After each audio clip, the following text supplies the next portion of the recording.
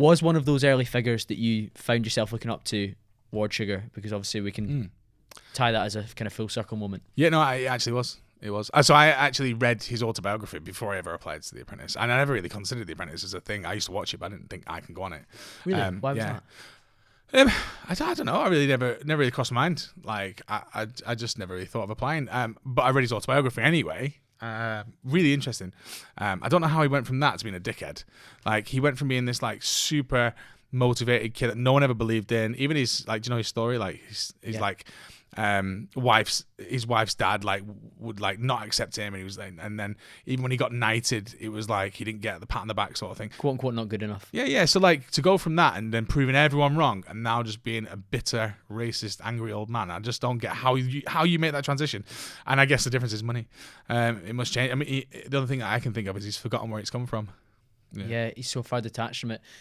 I spoke, it would have been about a year ago now, I had Joseph Valenti on the show, and he won The Apprentice, and he was talking about how difficult he found the reality of Lord Sugar versus what he expected from 100%. Reading his book, and even going through the program, he was like, you don't really get the access to him that you would hope. And then as a winner, he didn't get the access to him you'd hope. And then we can speak more about some of the stuff he said about you online, which was just a bizarre, like, that's my point.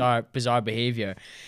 It's really odd because, like you say, these are guys that you look up to, and people say don't meet your heroes. Like, I've met lots of people that I really look up to through the podcast, and I can say that 100% they're the kind of people you would want to meet.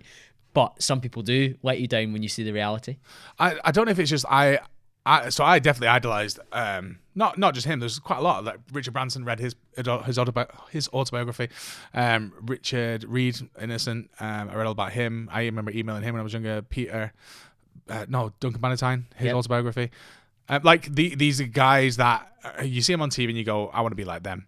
So I definitely thought that's who I want to be one day. Like, I look at the story, like from proper rags to riches. And then, well, you didn't, like, Joseph's right. You didn't really get to hang out with him on the show. You didn't really get to ask him any questions. You heard the crappy jokes in the boardroom and you thought you were just for the TV show. And then I got loads of random crap afterwards. But I don't know if it's never meet your heroes. I just don't know if I don't know if it's like an earlier time he was the guy and now he's just changed. You know, people change. Yeah, quite possibly. What was your experience like on The Apprentice? How do you reflect? I always say it's like being in prison, but you like that's not what I always say. I usually say it's like riding a bike with the bike's on fire and my balls keep getting trapped in the wheel. I don't know why I've got saggy balls in that analogy, but here we are. But yeah, it's tough. It's tough, but I enjoyed it in the sense that it's like an escape room. It's like a challenge every day, and if you like that sort of stuff, fun. After a while, it got a bit tedious. I think I was there for like 3 months or something stupid. You were the last 5, so you were right. Yeah. You were right. You were, and that was when The Apprentice was at its peak as well. Yeah, it was bad. Pre C-19 lockdown period. Apprentice was like the place to be. You were on Tom Skinner's series. People loved that series. I might be biased, but our series was so fucking funny. It was good. Like, we got all these rules and contract things that you're not allowed to do, and then when we all came out, we just went meh, and just did whatever we wanted. Like, we were slagging each other off online. We were like spilling secrets. We were just like dogging each other out, like just for fun. No, we didn't hate each other. We just thought it was hilarious. Like, our season was super fun, and I don't know if that the next season they toned it down because of that. But I remember thinking it was boring, the next one, and the one after that was a bit boring, and then maybe I'm biased, maybe I'm over it because I've been on it. Most people don't watch it now. Yeah, I think. Well, the viewing figures reflect that. Yeah, I think it turned a bit shit. Ours was so funny. Like, I had so much fun. Like, there was more characters on it, and also more proper business people as well, which I think helps because they can optimize too much for, let's just get some mad folk on the show. Yeah. Well, let's get some people that have got a business or got some business ideas they want to kick on with. My favorite game was trying to work out who was there because he wanted to be famous and who had a real business. And obviously you don't know when you're there, but and I remember this kid, I can't remember say his name because he's a proper little crybaby, but like he was, Lewis, he came out and he's like exit thing to the press was like, we'll see in a few years who has a real business. Like, Lewis is obviously there for the fame. I mean, my business is doing all right. Like, his doesn't exist. Do you know what I mean? So it's interesting to see who's told themselves as well, like, I'm more of a business owner than that person. It's like, you don't know what the other person's going to be doing or what they're capable of or why they're there. But then there are others that are just clearly there because they want to be famous TikTokers. Yeah, that's true. Let's talk a little bit around that Lord Sugar beef, because when you have a role model like that, probably by the time you've gone through the show, he's maybe less of a role model because of the exposure you get to him. But when I saw him like tweeting at you, I think that's a really strange thing for a grown man to do. Right. Imagine my surprise, because bear in mind, we've done the show, filmed the whole show. I'm at home, just chilling, and then I'm watching the episodes that come out on TV, and then I just randomly get a message from my mum saying, Lord Sugar's tweeting at you. And then like I'm like, what the fuck? And my phone's blowing up, and I was like, what is going on? Because we obviously haven't spoke to each other. Like as far as I was concerned, he liked me just as much as everyone else. I didn't do anything to annoy him, nothing bad. I tried my hardest, and I was really open and honest on the show. And like even the times you have to speak, it's like, why should I keep you? I was just dead raw and honest, like because I'm the guy that doesn't quit. Like I'm the guy that will never pass the buck. And so I felt like I'd had just a good experience up until that point, and I was like, why is this dude? I'm not a child, obviously. I'm an adult, so like, but I felt like a child. I was like, why is this guy? Because he's so much older than me. Why is he like hating on me for no reason? And obviously he's got millions of followers. So when he does that, millions of other people just chime in. That's my first experience with that. And at first, I actually ignored it. I didn't even respond to him. I just put a post out showing it was about tattoos. I showed my tattoos, and I was like, man, don't let anyone ever sort of tell you how you should look. And then he fucking retweeted me. Like, I didn't even tweet him. He then retweeted my post and just doubled down on being a dickhead and was like, oh yeah, your kids will be embarrassed if you're on the beach and stuff. And I was like, it was like, oh, you'll be wearing a t-shirt when you're older or something. So weird. Like bear in mind, this is a billionaire that I've looked up to my entire like childhood to now, just slagging me off with no reason. Like it's like, it was almost like he'd hated me on the show, but there was no reason for it. Do you know what I mean? Like, so it was just coming out of nowhere.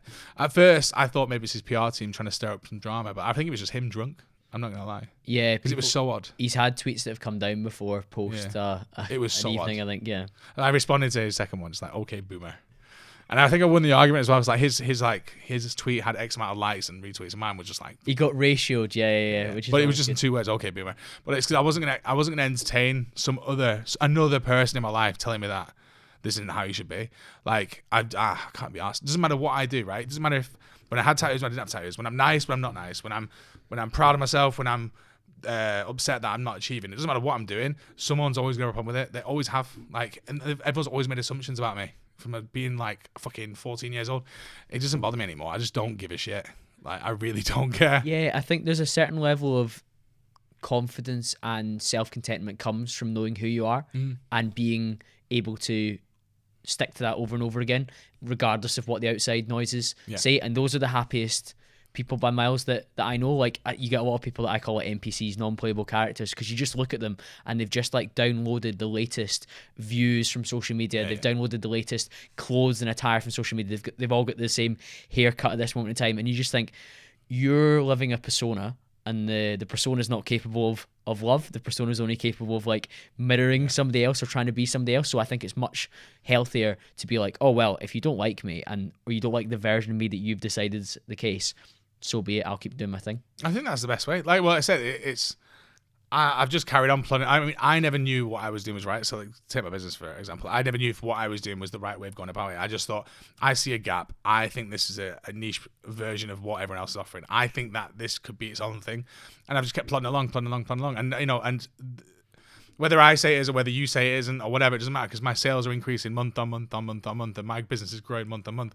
So, like, I don't have to prove it to anyone else. I know that it's working. And I also, I'm not one of these guys that tries to pretend that I've made it. I'm not trying to sell courses to people. I'm not trying to rinse kids. I spend most of my time working, and my free time, I help the kids at schools and colleges. And like, it doesn't matter if I do all that shit. Someone will still call me arrogant on the left. Yeah. You know, so it doesn't make a difference. Like, I just do my own thing.